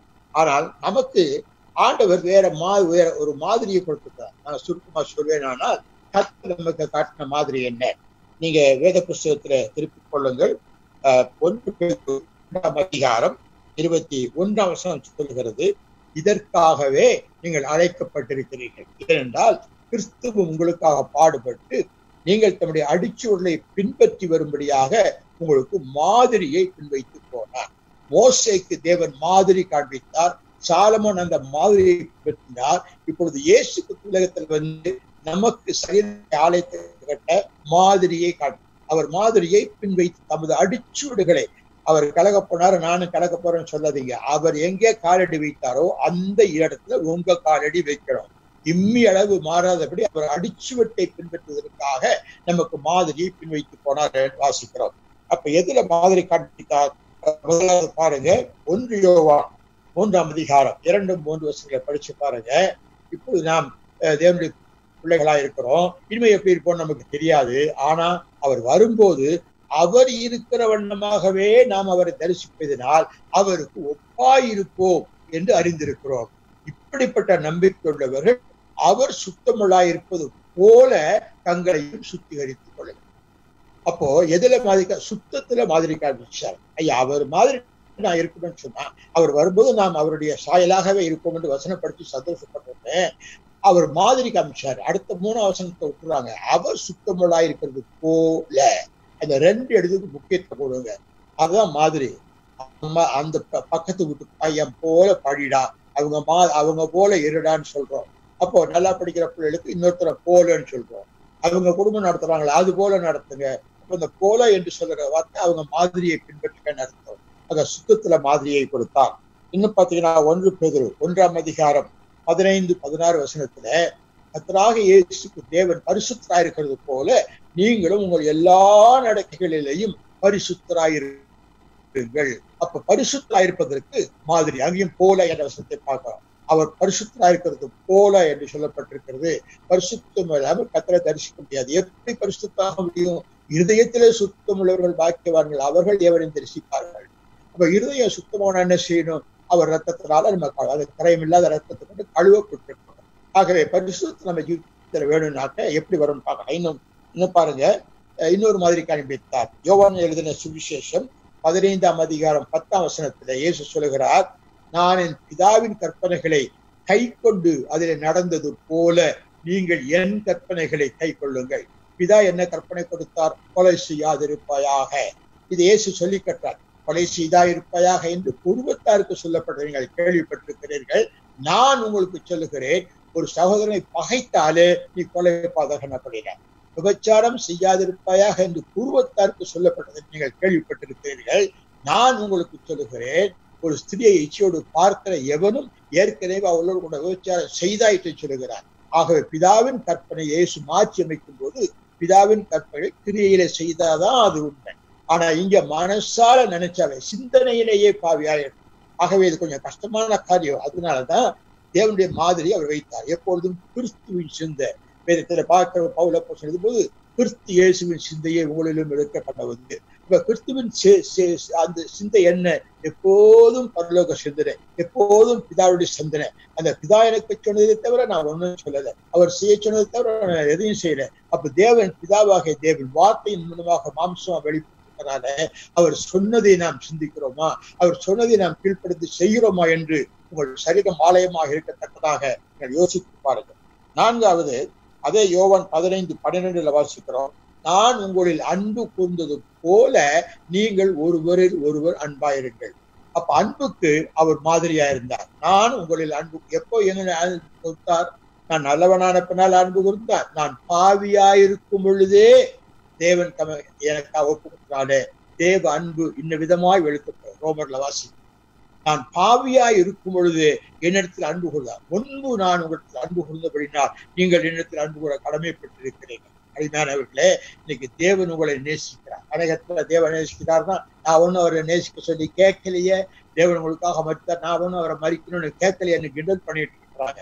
இப்படிப்பட்டவர்களாம் ஒரு நாள் அந்த குத்தினவரை நோக்கி பார்க்க வேண்டிய கடமையிலே இருக்கிறார். ஆகவே அன்பு செலுத்துவதிலே அவர் மாதிரியை கொடுத்திருக்கிறார். அந்த அன்பு எப்படிப்பட்டது என்று 1 Corinthians 13 அதிகாரத்துல 14 வார்த்தைகள் உண்டு. அந்த 14 வார்த்தைகள்ல செய்ய வேண்டிய வார்த்தைகள் 7, செய்யக்கூடாததை 7. இதை பிரித்து பார்த்தீங்கன்னா மெய்யான அன்பு நம்முடைய வாழ்க்கையில பூரணப்பட்டிருக்கும். அது மட்டுமல்ல, யோவான் எழுதின சுவிசேஷம் 17ஆம் அதிகாரத்துல 16ஆம் வசனத்தில் வாசிக்கின்றோம், நான் உலகத்தான் அல்லாதது போல இவர்கள், அதாவது என்னை விசுவாசிக்கிறவர்களும் உலகத்தார் அல்லன்னு தைரியமா நம்ம நம்பி ஆண்டவர்கிட்ட ஜெபம் பண்ணிட்டேன். கேட்டாரா? நான் பிதாட்ட ஜெபிக்க போறேன், நீங்க எல்லாம் இந்த மாதிரி இருங்கன்னு கேட்டாரா? இல்லையே. எவ்வளவு நம்பிக்கை நம்ம மேல வச்சிருக்க. நம்பிக்கை துரோகம் பண்ணலாமா ஆண்டவருக்கு? தேச நம்ம நம்பி ஜெபிச்சிருக்கிறாரே. நான் உலகத்தான் அல்லாதது போல, அவர் உலகத்துலதான் இருந்தார், உலகத்துக்கு வந்தார், உலக மனுஷனுக்கு இப்படி நடந்தார், உலக மனுஷன் விதமா பிறந்தார், உலக சாப்பாடு சாப்பிட்டார், எல்லாம் உலகத்துல தான் இருந்தார். ஆனால் அவருக்குள் உலகம் இல்லை. நான் உலகத்தான் அல்லாதது போல இவர்களும் உலகத்தார் அல்லன்னு நம்பிக்கையோட ஜெபிச்சிருக்காரு. அந்த நம்பிக்கைக்கு பாத்திரம் அதற்காகவா உலகம் வேஷம் கடந்து போறபடினால உலகத்தின் அதில் உள்ளவைகளிலும் அன்பு பெறாதபடி மாம்சத்தின் இச்சை, கண்களின் இச்சை, ஜீவனத்தின் பெருமையாகவைகள் எல்லாம் தேவனால் உண்டானவைகள் அல்ல, அது உலகத்தானால் உண்டானது, பிசாசினால் உண்டானது. ஆகவே இந்த உலக நேசம் தேவனுக்கு விரோதமான பகை என்று சொல்லப்பட்டிருக்கிறார அதெல்லாம் விட்டு ஒழித்து தேவனுடைய பிள்ளைகளாக தேவனுடைய ஆசஸ்தலமாக மாற ஒப்புக்கொடுங்கள். அது மட்டுமல்ல, எபேசியர் 4ஆம் அதிகாரம் 32வது வசனத்துல கர்த்தராக தேவன் உங்களுக்கு மன்னித்தது போல நீங்கள் ஒருவர் மன்னியுங்கள். மன்னிப்பிலே மாதிரி காண்பித்தார். இயேசு எப்படி மன்னிச்சாரு? காசு வாங்கிக்கிட்டு மன்னிச்சாரா? காசு கொடுத்து மன்னிச்சார். தன் ரத்தத்தை விலைக்கரையாக கொடுத்து மன்னித்தார். ஐயா, எங்கேயாவது காசு கொடுத்து மன்னிக்க முடியுமா ஐயா? அவர் தன் ரத்தத்தை சிந்து மன்னித்தார். கிரயத்துக்கு கொண்டார், விலைக்கு வாங்கினார். நம்ம இப்ப தேவனவை மன்னித்தார்னா, எப்போ நான் பாவியா இருக்கிறேன் ஆண்டவரே, நான் நல்லவன் ஆன பின்னாலே என் ஆசீர்வதியும் யாரும் ஜெபிக்க முடியாது. நான் பாவி ஆண்டவரே. ஆபிரகாம் முதற்கொண்டு நான் லூசு, நான் குப்பை என்றுதான் பரிசுத்தவர்கள் எல்லாம் சொல்கிறார். ஒன்றுமில்லாதவர்களை உருவாக்கத்தக்கதாக தேவன் அவர்களுக்கு மன்னிப்பை, ஒரு ரட்சிப்பை கொடுத்து அந்த மாதிரி அவர் மன்னித்தது போல நாமும் ஒருவருக்கொருவர் மன்னிக்கிறோம். மன்னிப்பிலே உதாரணம் காண்பித்தார். அது மட்டுமல்ல, பூர்ணப்படுத்துதல கூட பாருங்க. மத்தேயு சுவிசேஷம் 5ஆம் அதிகாரம் 48ஆம் வசனத்தை படிக்கும் போது, பரலோகத்திற்கிற உங்கள் பிதா பூரண சற்குணராய் இருக்கிறது போல நீங்களும் பூரண சற்குணராய் இருங்கள். பூரணம் அடைவதிலே தேவன் நமக்கு ஒரு நல்ல மாதிரி காண்பிக்கிறார். நம்ம பூரணம் அடைவதற்காக வேத வசனத்துல நீங்க படிக்கணும்னாக்க எபேசியர் 4ஆம் அதிகாரத்திலே 11 அந்த அதிகாரம் முடிய படிச்சு பாருங்க. எப்படி பூரணம் அடையலான்னு போட்டிருக்கு. அதுல நாம் பூர்ணம், அவருடைய அளவின் நிறைவான வளர்ச்சியின் அளவுக்கு தக்க பூர்ண புருஷரா இருக்கணும். இயேசு ஒரு தராசுல வச்சு, உங்களை ஒரு தராசுல வச்சு தூக்கி பார்த்தா 2 சமமா இருக்கணும். அவருடைய பூர்ணம் நம்ம உடையார் கொலை செய்யற பூர்ணம், சம்பூர்ணம், பரிபூர்ண வசனங்கள் அடிக்கடி பார்க்கலாம். நாம் பூர்ணப்பட வேண்டும். ஏன்னா என் பிதா பூர்ணர், அவருக்கு தோன்றி இயேசு கிறிஸ்து பூரணர், அவர் சம்பூர்ணர், சகல பரிபூரணமும் அவருக்குள் வாசமாக இருக்கிறது. அவருடைய அவர் எனக்குள் வசிப்பது உண்மையானார், என்னை தேவாலயமாக கொள்வது உண்மையானார், அந்த பூரணத்தில் அநேக பூர்ணம் பிடிப்பதற்காக பூசணம் பிடித்து போயிருக்கிறார். அதோட வாயில வைக்க முடியாது, வாந்தி பண்ணி போடும். நீ அனலும் குளிர்வா இருக்கிற அப்படின்னா நான் வாயிலிருந்து வாந்தி பண்ணி போடும். வாந்தி வாய்த்துல இருந்தது அவர் வாயிலிருந்து உள்ளே வாய்களே போகாதுங்கிறார். அப்போ நாம் எப்படிப்பட்ட பரிபூர்ணர்களா இருக்க வேண்டும் என்று அவர் எதிர்பார்க்கிறார். பூர்ணப்படுவதிலே நமக்கு அவர் மாதிரியை வைத்தார். 3வது மாதிரியை காண்பித்த தேவன் இந்த ஆலயம் கட்டுவதற்கு பொருட்கள் என்ன பொருட்களை வைத்தார்? 1 ராஜாக்களின் புத்தகம் 5ஆம் அதிகாரம் 17ஆம் வசனத்துல வெட்டின கல்லால், அதாவது பாறையிலிருந்து வெட்டி எடுக்கப்பட்ட கல்லால் ஆலயத்துக்கு அஸ்திவாரம் போல விலையேறப்பட்ட கற்களை விலையேறப்பட்ட கற்களை வெட்டி எடுத்து கொண்டு வந்தாங்க. வெட்டி எடுத்து கொண்டு மட்டுமல்ல, அந்த வெட்டின இடத்திலேயே 1 ராஜாக்கள் 6ஆம் அதிகாரம் 7ஆம் வசனம் படிச்சு பார்க்கணும். வெட்டி எடுக்கப்பட்ட இடத்திலேயே அந்த கற்கள் பாண்டிக்கப்பட்டது. அதாவது செதுக்கி இழைச்சி பாலிஷ் பண்ணி அதை கொண்டு வந்தாங்க. கட்டடம் கட்டுற இடத்துல கொண்டாந்து சுத்திகள் லொட்டு லொட்டு அடிக்கிற சுத்திகள் வாட்களுடைய சத்தம் கேட்கப்படவில்லை என்று 7ஆம் வசனத்துல வாசிக்கிறோம். ஆகவே நம்ம இந்த உலகத்திலேயே இந்த உலகத்தை விட்டு வெட்டி எடுக்கப்படும் இடத்திலேயே நாம் பரிசுத்தப்பட வேண்டிய அவசியத்தை பார்க்கிறோம். நாம் வெட்டி எடுக்கப்பட்ட கல்லினாலே நாம் வெட்டி எடுக்கப்பட்ட பணிதீர்ந்த கற்கள் வேலையெல்லாம் முடிச்சிடணும். அப்ப நமக்கு பணிதீர்ப்பது எப்படி? இப்ப யோசிச்சு பாருங்க. எப்படி நம்மளை பணிதீர்த்து கொள்ளலாம்? இந்த உலகத்துல இருக்கும் போதே அதுக்கு ஒரு நாள் வைக்காதபடி நம்ம ரட்சிக்கப்படணும். அது முக்கிய. முதலாவது பணிதீர்த்தல் வெட்டி எடுக்கப்படும். அப்போ சில 2ஆம் அதிகாரத்துல 40ஆம் வசனம் சொல்லுது, மாறுபாடான சந்ததி விட்டு விலகி உங்களை ரட்சித்துக் கொள்ளும். மாறுபாடான சந்ததி விட்டு விலகி, இது நீங்க தான் விலகணும். அவர் உங்களை கையை பிடிச்சி அவர் இழுக்க மாட்டாரு. உன்மார்க்குடைய ஆசைப்படி நடவாமல் பாவுடைய வழியில நிற்காம பையாக்காலத்துல உட்காராமன்னு சொல்லியிருக்கு. இப்ப நாம் தான் விலகணும். அறிவு வந்துருச்சு இல்லை இப்போ. அதனால பாவிகளோட நமக்கு எந்த விதமான சம்பந்தம் கூடாது. 2 கொரிந்தியர் 6ஆம் அதிகாரத்துல தேவாலயத்துக்கு செய்வது, பெரியாளுக்கும் தேவ பிள்ளைகளுக்கும் வித்தியாசம் ஏது, இருளுக்கு ஒளிக்கு சம்பந்தம் ஏது? ஆகையால் நீங்கள் அவர்கள் நடுவில் இருந்து புறப்பட்டு பிரிந்து போய் அசுத்தமானதை தொடாதிருங்கள், அப்பொழுது நான் உங்களை குமாரன் இருப்பார்கள் என்று சர்வ கத்த சொல்கிறார் என்று போட்டு எழுதியிருக்கிறார். ஐயா, நான் உங்களுடைய குமாரன், ஆண்டவரே உங்களுடைய பிள்ளைகளையாரு கேட்கறதுக்கு முன்னாடி இதெல்லாம் யோசிப்பாருங்க. அப்படிலாம் விலகி இருக்கிறேன்னா, கல்யாணத்துக்காக புதன்கிழமை ஞாயிற்றுக்கிழமை கொடுத்து வியாழக்கிழமை கல்யாணம் பண்றாங்க. அப்போ அது என்ன அர்த்தம்? ஏதோ ஒரு கடமையை தான் நம்ம நிறைவேற்றோம். இப்ப நாம் இன்றைக்கு பரிபூர்ணப்பட்ட ஒரு ரட்சிக்கப்பட்ட ஒரு பிள்ளைய, ரட்சிக்கப்பட்ட ஒரு புருஷனுக்கு, ரட்சிக்கப்பட்ட மாப்பிள்ளைய, ரட்சிக்கப்பட்ட பெண்ணுக்கு, ரட்சிக்கப்பட்ட பெண்ணா ரட்சிக்கப்பட்ட மாப்பிள்ளைக்கு கொடுக்கப்படுது. சொந்தம் போன உத்தியோகம் பார்த்து தவறான நிலை கொடுக்குறாங்க. என் தாய் அப்படி என் தகச்சிக்கு செஞ்சாங்க. நல்ல வசதியான இடம், எம்ஏ படிச்சிருக்கிறாரு, பெரிய உத்தியோகத்தில் இருக்கிறார், நிறைய சம்பாதிக்கிறாரு, ஒரே மகன், நிறைய காடு நிலம் எல்லாம் இருக்குது, தங்கச்சி நல்லா சந்தோஷமா இருப்பாரு, கட்டி கொடுத்தாங்க. வாழ்க்கை முழுதும் துயரமா இருக்கு. இன்றைக்கு புருஷனும் இல்லாம பிள்ளைகளும் இல்லாம அவர் தற்கொலை பண்ணிக்க மேல எண்ணெயை ஊற்றி நெருப்பு வச்சு எரிஞ்சு வெந்து வேகாததமா இன்றைக்கும் சாட்சியா இருக்காங்க. அவர் சொல்லுவா கத்தரை அக்னினால பரீட்சை கொண்டாருன்னு சொல்லி.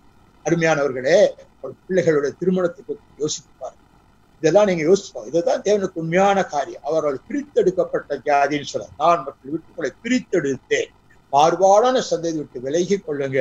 கோணலும் மாறுபாடான சந்ததி விட்டு விலகி உங்களை ரட்சித்துக் கொள்ளுங்கள். ஜீவ வசனத்தை பிடித்துக் கொண்டு ஓடுங்கள் சொல்லுகிறார். இப்ப கோணலும் மாறுபாடான சந்ததியில நமக்கு ஐக்கியம் கிடையாது. ஆகவே தேவன் அதற்கு கூட எப்படி பணிந்திருக்கப்படுவது, பணிந்திருக்கப்படுவதற்கு சொல்றாரு.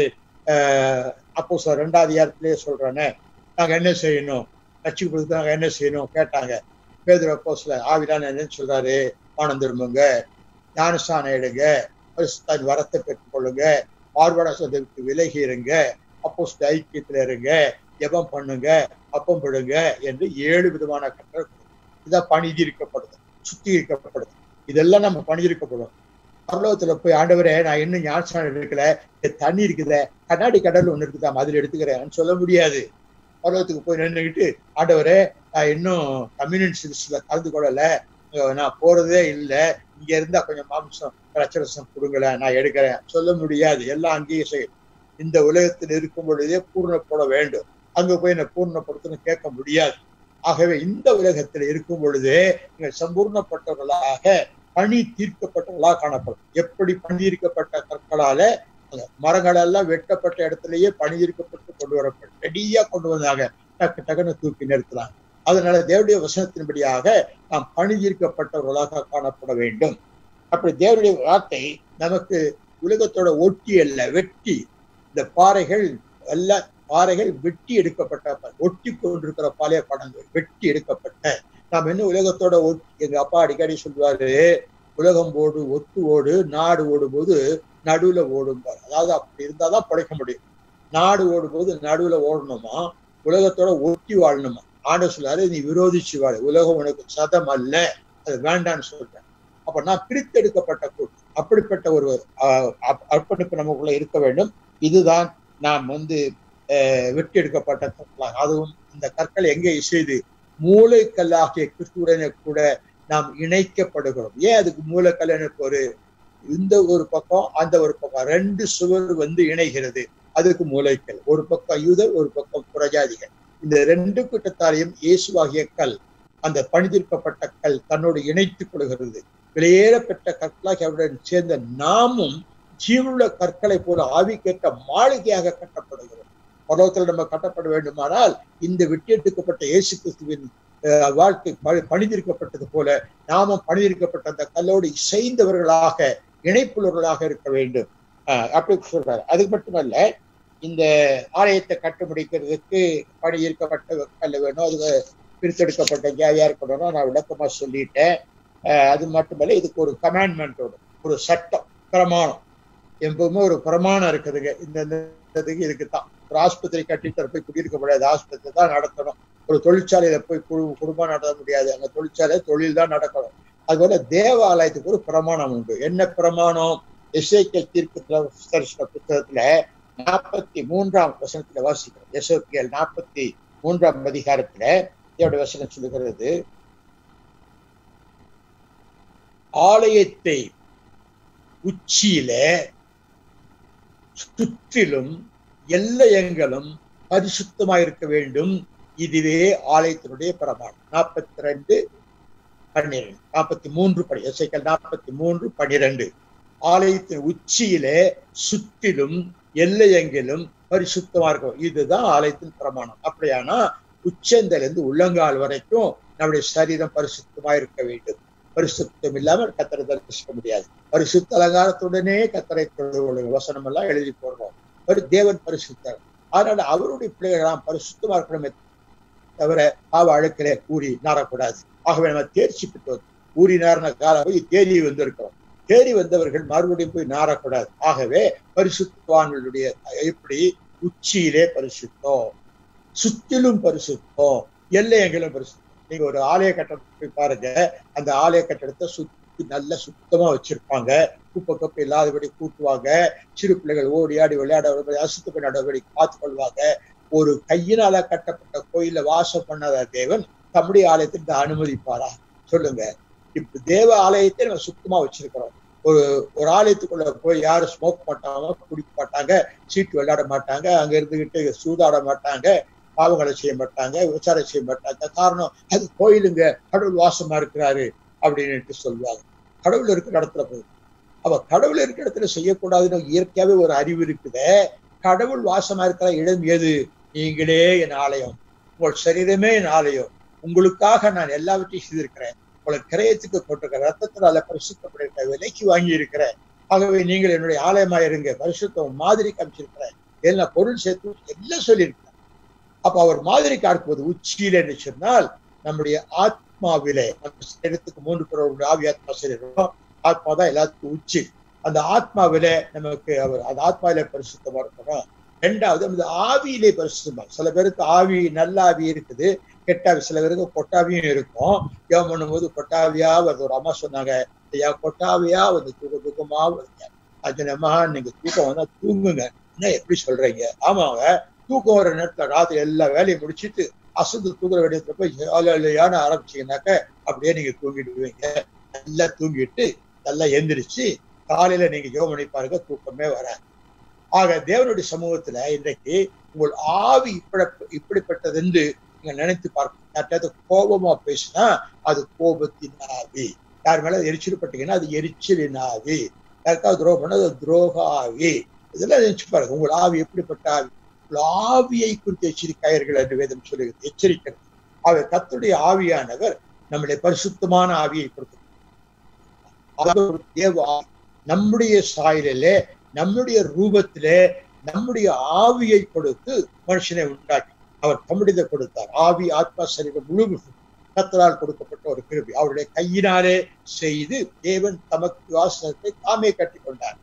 வானமும் பூமியுடைய மகிமையை கொள்ளாது, எனக்கு எப்படிப்பட்ட ஆலயத்தை கட்டி வைக்க முடியாது ஐயா, உங்களுக்கு நான் ஆலயம் கட்ட முடியாது. ஒரு உயரத்திலிருந்து 1000 அடி வரைக்கும் கோபுரம் கட்டி வச்சாலும் அங்க ஆடவர் இருக்க மாட்டாரு, அவர் கண்ட இடத்துலையும் இருக்க மாட்டாரு. அவர் கட்டின ஆலயம் தமது கையினாலே ஒரு கூடாரத்தை ஸ்தாபித்தார். 8ஆம் அதிகாரம் 2ஆம் வசனத்துல தெளிவா சொல்லுகிறது, மனுஷன் கைகளினால் அல்ல, தம்முடைய கைகளினால கட்டின கூடாரம், அந்த கூடாரத்திலே தேவன் வாசமாயிருக்கிறார். ஆகவே அவர் தம்முடைய கையினால கட்டின இந்த கூடாரமாகிய சரீரத்தை நீங்கள் ஆலயமாக்க வேண்டுமானால் இவளெல்லாம் உங்களுக்குள்ள ஒழுங்கா இருக்க வேண்டும். ஆத்மாவிலே பரிசுத்த வாழ்க்கை வாழணும், ஆவியிலே பரிசுத்த பார்க்கணும், சரீரத்திலையும் பரிசுத்த. ஆவி ஆத்மா சரீரம் உச்சியிலே எல்லை எங்கிலும் சுற்றி எல்லாத்தையும் எல்லை எங்கிலும் இருக்கும். இப்படி 3லும் பரிசுத்த பார்க்கறதுனாலதான் மெட்டோயோ மெட்டனோயா மெட்டனோலாயா என்ற 3 வார்த்தை ரட்சிப்பு. ஆத்ம ரட்சிப்பு, ஆவிக்குரிய ரட்சிப்பு, சரீர ரட்சிப்பு, சரீர மீட்பு நம்ம வாசித்தோம். இதெல்லாம் நமக்கு இல்லைன்னா நம்ம ரட்சிக்கப்பட்டு அர்த்தமே இல்லாத. ஆகவே இப்படிப்பட்ட ஒரு ஆலயத்துல நம்ம தேவன் வைத்திருக்கிறார். ஆக அருமையானவர்களே, கொஞ்ச காலமா பாருங்க, தேவனுடைய ஆவி உங்களில் ஆசமாக, கர்த்தருடைய ஆவி எனக்குள்ள இருக்குன்னு சொல்லுவாங்க. யோசிங்க, வேதம் சொல்லுகிறது, தேவனுடைய ஆவி உங்களில் வாசமாயிருந்தால் நீங்கள் மாம்சத்துக்கு உட்பட்டவர்களாய் இராமல் ஆவிக்கு உட்பட்டவர்களாய் இருப்பீர்கள்.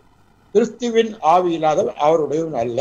மேலும் கிறிஸ்துவங்களில் இருந்தால் சரீரமானது பாவத்தை நிமித்தம் மரித்ததாயும் ஆவியானது நீதியின்படி ஜீவனுள்ளதாயும் இருக்கும் என்று ரோமர்ல வாசிக்கிறோம். அப்ப ஆவி, எனக்குள்ள ஆவி இருந்தால் இது ஜீவன தேவனுடைய ஆவி. அப்ப நான் பரிசுத்த ஆலயமாக இருக்கணுங்க, நீங்க அப்படி இருக்கணும். ஒவ்வொரு கர்த்தரை எதிர்பார்த்தா, நீங்களே என் ஆலயம் சொன்னாரு, என்ன போய் ஆலயம், உனக்குள்ளே நான் வாசம் பண்ண வேறுபட என்று கெஞ்சி கேட்கிற மாதிரி கேட்கிறாரு. நம்முடைய ஆலயமாக ஒப்பு கொடுத்திருக்கிறோம். ஆண்டவரே, நீட்டுக்கும் ஆலயம் என்னுடைய சரீரம் தான். இன்னைக்கு எங்களுக்கு கட்டத்துல எல்லாம் சொல்லி வருத்தப்பட்டாரு. இந்த ஆண்டு விழாவுக்கு எல்லாரையும் கூப்பிட்டு நல்ல ஒரு விருந்து வைக்கலான்னு பார்த்து அதுக்கு எல்லாரும் போச்சுன்னு சொல்லுவோம். பரவாயில்ல, அவங்க வீட்டுல விருந்து வச்சு சாப்பிட்டு கொள்ளுங்க, நம்ம எல்லாரும் ஒன்றாக ஒரு நாள் சீக்கிரமாக வரும். அதனால இந்த சரீரம் அழிந்து போகக்கூடிய சரீரம், இந்த சரீரம் அழிந்த பிற்பாடு நீங்கள் இந்த சரீரத்துக்காக எதுவும் செய்ய முடியாது. அதனால கர்த்தருடைய சமூகத்தை நம்ம ஒன்றாக்கும் போது அழிந்து போகிற இந்த சரீரத்துக்காக கர்த்தருடைய வாழ்க்கை எவ்வளவு கஷ்டம் வந்தாலும் இதை சரீரமாக வைக்கத்தக்கதாக அவருடைய கிருபையினாலே அழைத்த தேவனுக்கு ஒப்பு கொடுக்க வேண்டும். ஒரு பக்தர் பாடுகிறார், இந்த தேகம் அழியும் காலம் இதை நம்பியார் பிழைப்பார். என் பிதா வீட்டில் வாசஸ்தலங்கள் உண்டு, இயேசுவோடு நான் குடியிருப்பேன். இயேசுதாங்க ஆலயம், பரலோகத்துல இயேசுதான் ஆலயம். வெளிப்படுத்தின விசேஷம் 21 அதிகாரம் 22 பாருங்க. இந்த புதிய எருசலேமின் ஆலயத்தை காணவில்லை, ஆட்டுக்குட்டியானதான் ஆலயம் போட்டிருக்கு.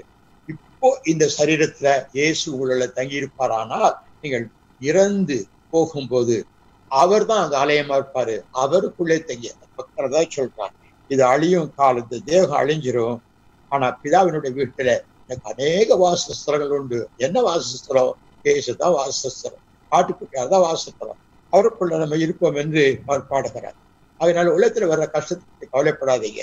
கஷ்டம் கண்ணீர் நிறைந்த உலகை கடந்து என்றும் நான் மறைவே, இவ ஊட்டருகே என்னை நடத்தி சென்று என் கண்ணீரை துடைத்திடுவா. என்ன ஒரு அற்புதமான காரியம்! தேவன் தாமே அவர்கள் கண்ணீர் யாவையும் துடைப்பார் என்று வெளிப்படுத்த. ஒரு குழந்தை அடிச்சிடுறோம். இந்த குழந்தைய அடிச்சுட்டா அது அழும்.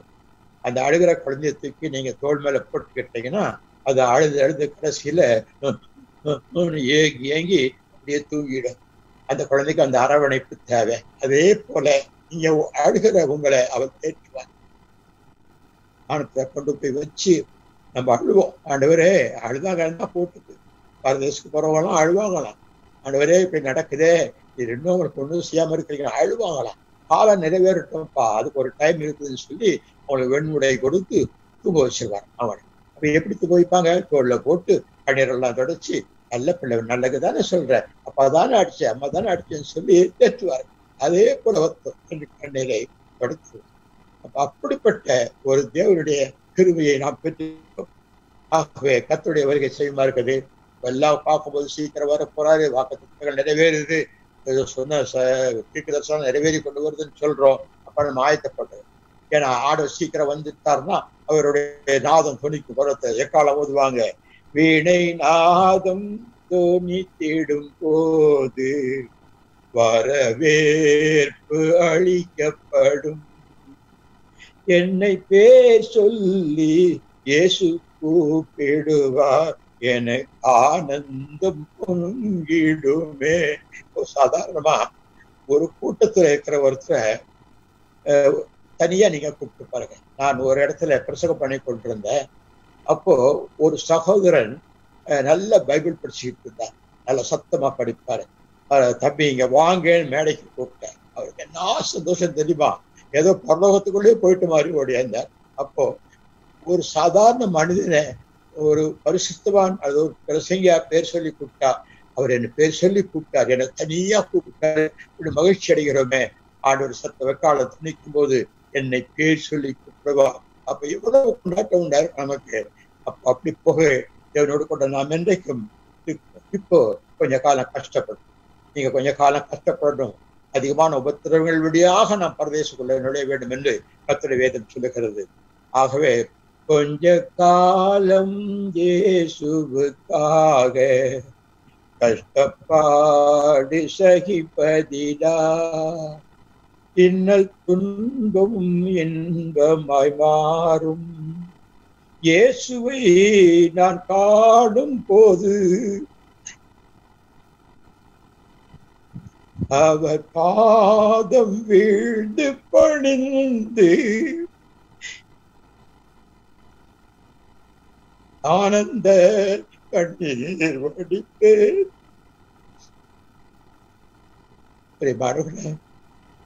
நீங்கள் ஆனந்த கண்ணீர் வடிக்கும் நாள் ஒன்று உண்டு. ஆனால் அப்படி இருக்க வேண்டுமானால் இப்போ இந்த சரீரத்தை அவர் காலை மகமாற்று என்னை ஜீவபலியாய் ஒப்பு கொடுத்தேன் இயேசுவேன்.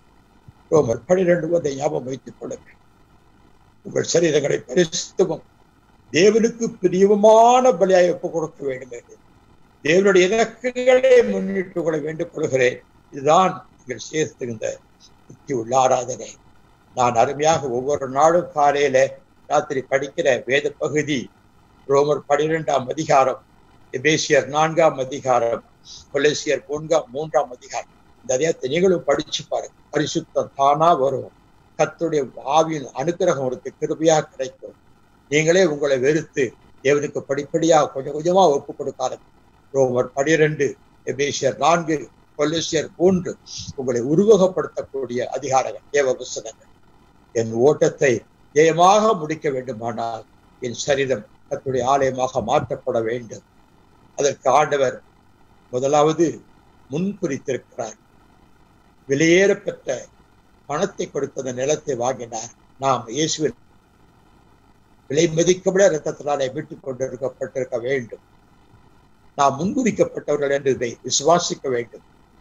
தேவன் அதற்கான ஒரு பிளான், ஒரு மாதிரியை காண்பார். மோசேக்கு மாதிரி காண்பித்தார், அந்த மாதிரியே சாலமோன் கட்டினார். இயேசு நமக்கு மாதிரி காண்பித்தார், அந்த மாதிரிகளை பின்பற்றி நடக்க வேண்டும்.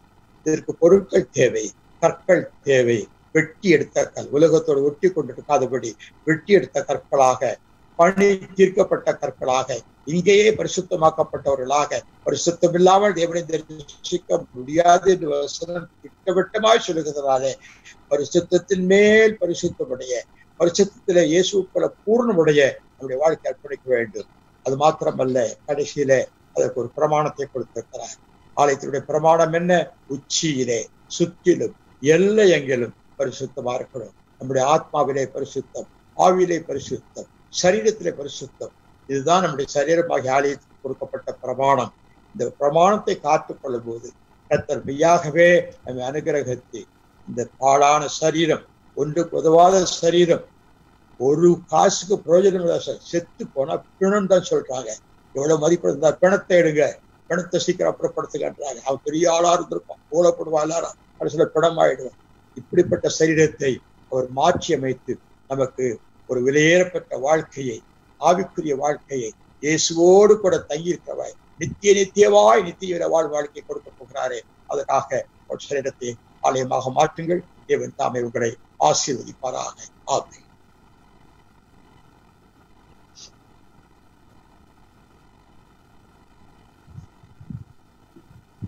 தேவன் தாமே இந்த வார்த்தைகளை ஆஸ்வதிக்கும்படியாக கர்த்தர் நமக்கு நல்ல ஒரு வேத வசனத்தை கொடுத்திருக்கிறார். இந்த செய்தியை கேட்டுக்கொண்டு அதன்படி நாம் செயல்படுவோமாக. நம்முடைய வருகைக்கும் ஆயத்தமாக கொஞ்ச நாள் காலந்தான் இந்த உலகத்தில் நாம் வாழ இருக்கிறோம். இயேசுவுக்காக அந்த நாட்களை நாம் செலவழித்து கர்த்தருடைய வருகைக்கு நம் ஆயத்தத்தோடு நாம் எடுத்துக்கொள்ளப்பட இந்த நாட்களில் நாம் தயாராக இருப்போமாக. கடைசியாக நம்ம அதில் பாஸ்டர் ராஜா அவர்கள் ஜெபிக்கும்படி கேட்டுக்கொள்கிறேன்.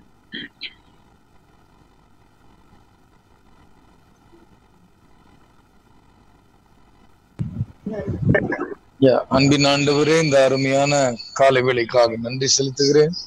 ஆண்டவரே, நாங்கள் பணி தீர்க்கப்பட்டவர்களாக, ஆண்டவரே நாங்கள் செய்து முடிக்கப்பட்டவர்களாக, ஆண்டவரே நாங்கள் எதற்காக எங்களை நீர் அழைத்தீரோ அதை நாங்கள் ஆண்டவரை பிடித்து கொண்டு தொடர்ந்து ஓட எங்களுக்கு கிருபை செய்யும்படி ஜெபிக்கிறோம். எப்பொழுதும் ஆயத்தமா இருக்க வேண்டும், விழிப்பாக இருக்க வேண்டும் என்று நீர் எங்களுக்கு கற்றுக் கொடுத்திருக்கிறீர். எதற்காக நான் பிடிக்கப்பட்டேனோ அதை பின்தொடர்ந்து நான் ஆசையாய் செல்கிறேன் என்று அப்போஸ்தலனாகிய பவுல் சொல்கிறான். ஆண்டவரே அப்பா, நான் உம்முடைய கைவேலினால் ஆக்கப்பட்டவன் என்பதை உணர்ந்து, உம்மாலே தெரிந்து கொள்ளப்பட்டவள் என்பதை உணர்ந்து, ஆண்டவரே நீர் சொன்ன நியமங்கள் பண்ணி என்னுடைய வாழ்க்கையை நான் அமைத்துக் கொண்டு, நான் ஆண்டவரே நீர் வருகிற பொழுது உம்மை போலவே நானும் இருக்கத்தக்கதாக பணி முடிக்கப்பட்டவனாக, ஆண்டவரே வேலை முடிக்கப்பட்டவனாக நான் காணப்பட என்னை ஒப்பு கொடுக்கிறேன். ஆண்டவரே அனுதினமும் ஆண்டவரே எங்கள் சரீரங்களை ஜீவ பலியாக ஒப்பு கொடுக்க வேண்டும் என்று ஆண்டவரே ஐயா அவர்கள் சொன்னது போல ரோமர் 12ஆம் அதிகாரத்திலும் 4ஆம் அதிகாரத்திலே நற்கிரியைகள் செய்யவே அழைக்கப்பட்டிருக்கிறோம்.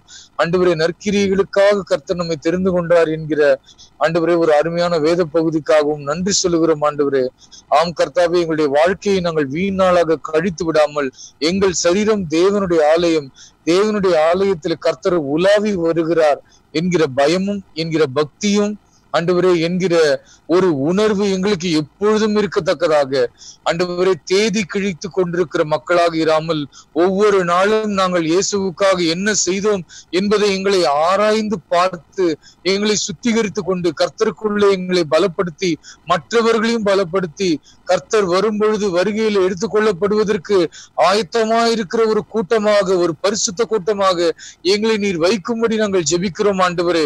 நாள் எதற்காக செல்லுகிறது, நாங்கள் எதற்காக வாழ்கிறோம் என்கிற எண்ணம் இல்லாமல் விழிப்புள்ளவர்களாக, ஜாக்கிரதை உள்ளவர்களாக, அதே நேரத்தில் பொறுப்புள்ளவர்களாக, கர்த்தர் எங்களை எதற்காக பிடித்தாரோ அதை பிடித்துக் கொண்டு நான் ஆசையாய் தொடர்கிறேன் என்று சொல்லி அப்போஸ்தலனாகிய பவுல் சொல்கிறது போல நாட்கள் ஆண்டவர் அஞ்சல்காரனை விட மிக வேகமாக ஓடுகிறது என்பதை நாங்கள் அறிந்து கொண்டு எங்களுக்கு கிடைக்கப்பட்டிருக்கிற இந்த கொஞ்ச வாழ்க்கை, கொஞ்ச நாட்களை, இந்த சிறிய வாழ்க்கையை நாங்கள் வீணாக்கி விடாமல் உம்முடைய அறுவடை பணியிலும் உம்முடைய ராஜ்யத்தின் பணியிலும் எங்களை ஈடுபடுத்திக் கொண்டு எங்களை பரிசுத்தத்தின் மேல் பரிசுத்தமாக்கி எங்களை ஆண்டவரை மறுபடியும் அர்ப்பணித்து நீதிமான் இன்னும் நீதி செய்யவும் பரிசுத்தவான் இன்னும் பரிசுத்தமாகவும் எங்களை ஒப்பு கொடுத்து நாங்கள் அதிகமாக உமக்குள்ளே வளர்ந்து உமக்குள்ளே கனி கொடுக்க எங்களுக்கு உதவி செய்யும்படி ஜெபிக்கிறோம் ஆண்டவரே.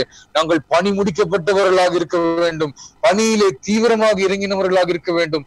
அசதியானவர்களாயும் சோம்பலாய் இருக்கிறவர்களாயும் ஆண்டவரை கர்த்தருக்கு லட்சியம் உண்டாக்குகிற பிள்ளையாகவும் இராமல் ஆண்டவரை நாங்கள் தீவிரம் உள்ளவர்களாயும் விழிப்புள்ளவர்களாயும் ஜாக்கிரதை உள்ளவர்களாயும் ஆண்டவரே உடைய வேலையை தீவிரமாய் செய்கிறவர்களாயும் மற்றவர்களை திடப்படுத்துவர்களாயும் நாங்கள் எங்களை கர்த்தருக்குள்ளே திடப்படுத்தி கொள்ளுகிறவர்களாயும் ஆண்டவரே உடைய திருச்சபையை கட்டுகிறவர்களாயும் ஆண்டவரே உடைய ஊழியத்தை செய்கிறவர்களாயும் இருக்க எங்களுக்கு உதவி செய்யும் ஆண்டவரே. நாங்கள் எங்களுக்கு கிடைத்த இந்த அருமையான வார்த்தைக்காக நன்றி ஆண்டவருடைய வாழ்க்கையிலிருந்து பிரசங்கித்திருக்கிறார் அப்பா.